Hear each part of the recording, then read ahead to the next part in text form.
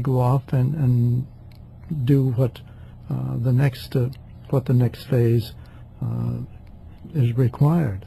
That's a very interesting point, because children will have certain attributes or talents or predispositions, but I suppose that means one shouldn't necessarily assume that those talents and predispositions are what that child should continue to develop in this lifetime. He may be recapping something gained from the past, but it doesn't mean that that necessarily will chart the course he should take in this lifetime, if you follow me. I think the line of least resistance in terms of our habits and customs and preferences isn't always the best line in terms of the soul.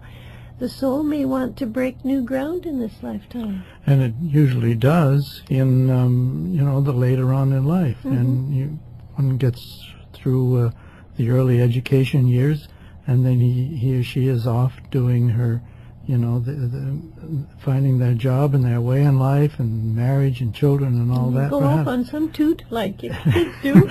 And then you go off on something completely different from the early part of your life, and you'll find yourself in a different company of people or different relationships, and so new qualities are ahead of you and being worked out.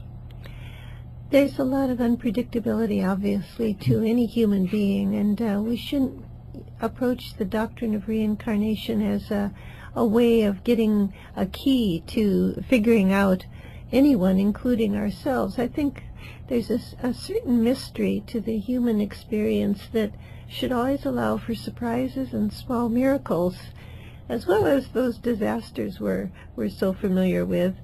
But it does help us to understand some of the big questions in life and some of the puzzles that explain the inequities, seemingly, of people. Yes, and if we can see it from the standpoint of the soul, this is the important thing. If we can see this whole thing about reincarnation and the law of rebirth from the standpoint of the soul, try to look beyond your own little self and see what your spiritual self has intended, and what the intent and what its plans are, what it's trying to work out in this particular lifetime. Yes, if we see that life is ceaseless and enduring, then it's even more vivid for the soul when it's freed from the restraints and the limitations of the physical body. Reincarnation is return to a physical body, and that is both a limitation and a field of experience and service for the soul. And the ultimate destination or point of this whole repeated process of life after life is to bring about a synthesis of the spirit or pure father aspect and the soul, which is conscious awareness of our essential divinity. That's the goal of the evolutionary process as far as humanity is concerned. And every incarnation takes the soul a step further toward that realization. I like the image of a photographic negative being developed, where slowly in darkness the image comes through, and that's sort of what happens with the soul's repeated incarnations. Slowly the manifestation of its pure spiritual essence comes into vivid manifestation. The rituals of the funeral customs sort of hint at some of these ideas, but without probably really understanding them. Earth to earth and dust to dust, we say. That's the restitution you're talking about, the return of matter to its appropriate place when the soul gives up the body and returns to the pure spiritual component that essentially is.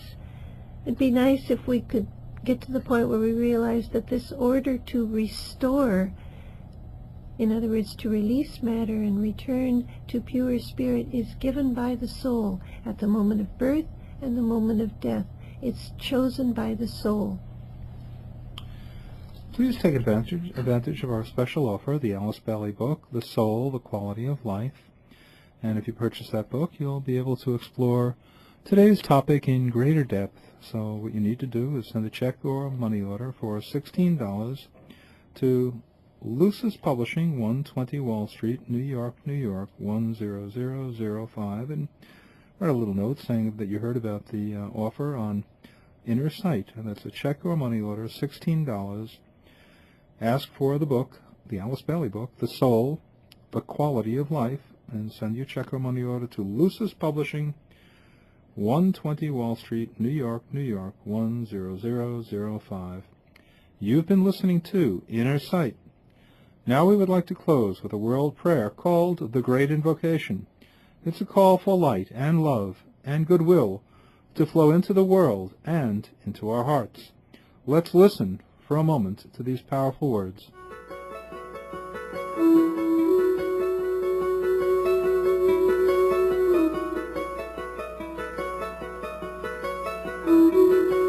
From the point of light within the mind of God, let light stream forth into human minds. Let light descend on earth. From the point of love within the heart of God, let love stream forth into human hearts. May the coming one return to earth. From the center where the will of God is known, let purpose guide all little human wills, the purpose which the masters know and serve.